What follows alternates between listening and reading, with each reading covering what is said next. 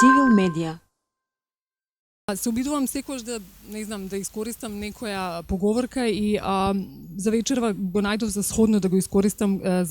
Законите се пајажини низ кои поминуваат големите мушички, а се фаќаат малите. Оноре де Балзак го кажал тоа. Мене многу ми се допадна и мислам дека во тој контекст да кажам дека иако е кажано пред 200 и нешто години, мислам дека и денеска тоа е актуелно. Сакам да кажам за жал дека сме сведоци за продолжување на некои стари пракси и дека тешко се создават, односно се спроведуваат реформите во некои, да кажам, заробени институции. Професорката го спомна и тоа. Државата, власта, екзекутивата мора да разбере дека се тука за граѓаните и никако поинаку. За мене најбитната карика е владење на правото. Јас сум архитекта, но мислам дека тоа понатаму се рефлектира на сите можни сфери во општеството и за жал јас зедов два примера, сега ќе ги спомнам, во минатата власт и оваа власт. Во минатата власт, јас како екоактивист, јас сум дел од Екогерила, кои бевме многу активни уствари сме активни уште, ама последните 5-6 години бевме прилично на сцена, повеќе делувавме на локално ниво и морам да го поврзам, малце во пластичен пример, тоа што го кажав поговорката. Во минатата власт имавме апсурдни случаеви која вие имате полицијата дава прекршочни пријави за загадување на една кебапчилница, од другата страна го имате еден голем загадувач како Југохром, кој беше заштитен како бела мечка, кој не исполнуваше ниту еден еколошки стандард. И вие се наоѓате токму во оваа поговорка, се прави еден пристап кон граѓанинот. Цело време тоа се прави.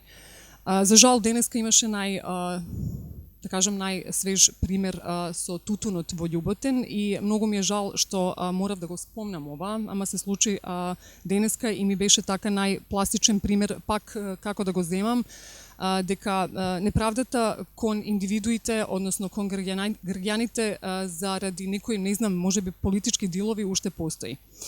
Сакам да кажам дека нема изговор, законите треба да вредат за сите подеднакво, но правдата се превидува и не се почитува до крај.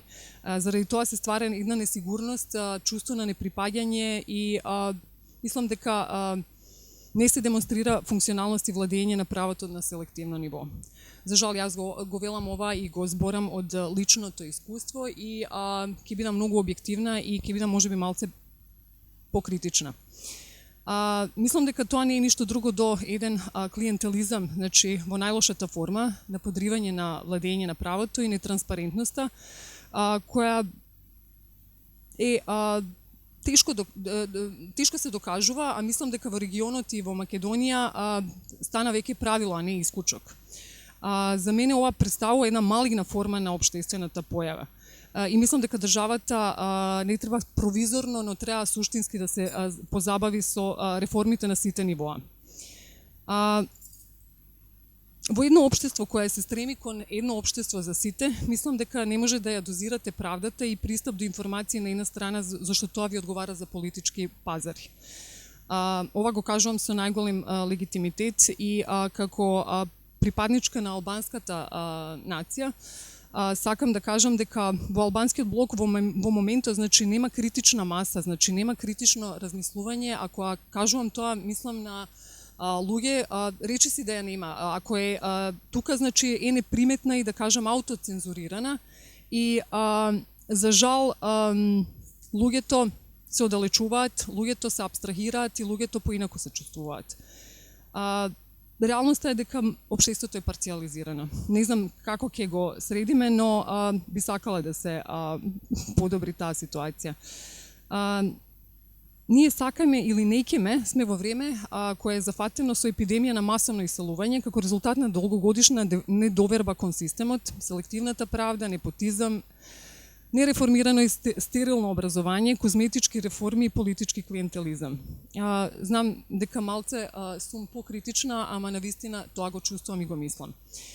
И како активист за животна средина, повисока урбана култура и активист за човековите права, се повеќе се среќавам со луѓе, значи, кои буквално заминуваат од државата не заради економските причини, што е многу лоша состојба, зашто сите причини се наведуваат, економската е можеби на крај.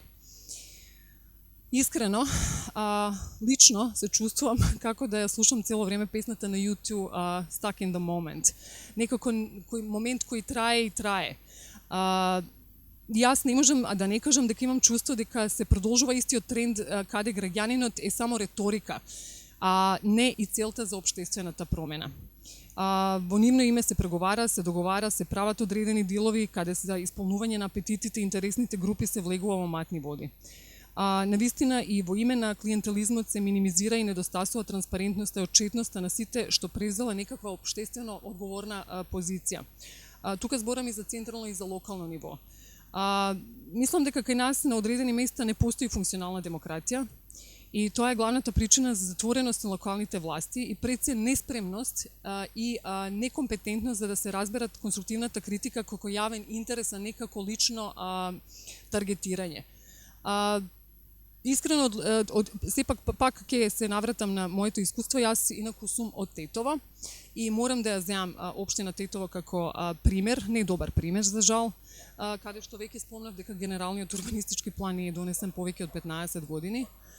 Значи, нема отчетност и одговорност, нема транспарентност, луѓето не знаат што се случува, нема финансиски извештаи кон граѓаните, значи кои се данашни обврзници, значи тоа е обврска, значи на властите кои ние ги гласавме и мислам дека општината е должна да ги известува луѓето за сите комунални услуги, за сите работи што се случуваат, значи што ќе направи понатаму. Значи луѓето треба да знаат што се случува со нивни пари и како се менаџираат нивните пари на крај крајава. Цивил медија